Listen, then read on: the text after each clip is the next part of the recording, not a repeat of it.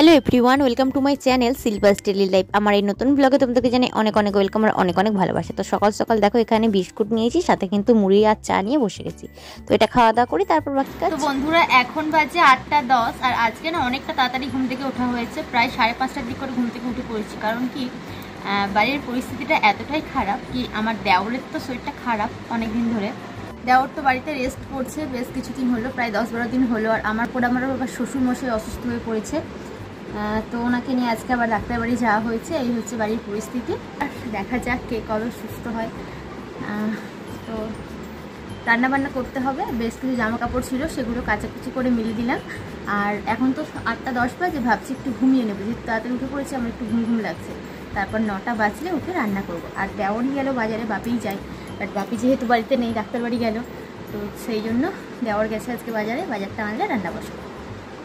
যেহেতু বাড়িতে রুগী মানুষ, সেই জন্য আজকে পাতলা ঝোল বানিয়েছি। তবে আজকে একটু টমেটো দিয়ে বানিয়েছি, ধনে মৌরি বাটা দিইনি। আর শাশুড়ি মায়ের জন্য মাছ ছাড়া ঝোল তুলে রেখেছি আগে থেকেই।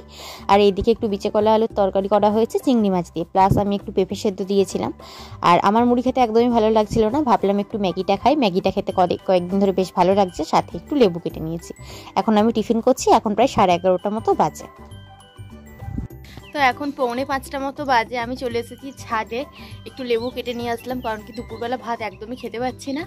শেষে আমি বিস্কুট খেলাম, 3টে বিস্কুট খেলাম, তারপর ঘুমিয়ে পড়েছিলাম। বাট খিদে তো খিদেও পাচ্ছে, কারণ কি সকালবেলা ম্যাগি খেয়েছিলাম আর এই লেবুটা খেয়েছিলাম।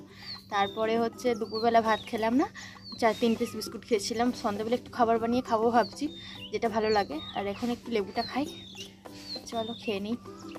খেয়ে দিয়ে একটুখানি পাতা ছিলবো ভাবছি, তাই এখানটায় বসলাম। চলো কাজটা করে নিই।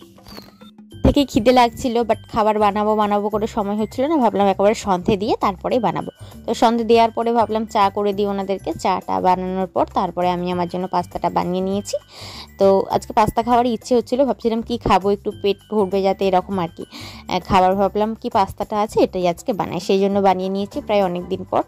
তো চলো এটা খেয়ে নিই। অনেকটা পরিমাণে বানানো হয়ে গেছে আমার, তবে এতটা পরিমাণে আমি খেতে পারিনি। অর্ধেকটা খাওয়ার পরে আর ভালো লাগছিল না খেতে আর কি, এই হচ্ছে ব্যাপার। তো যাই হোক, তারপরে বেশ কিছুক্ষণ রেস্ট করেছি। রেস্ট করে আবারও চলে এসেছি রাত্রির খাবার গরম করতে।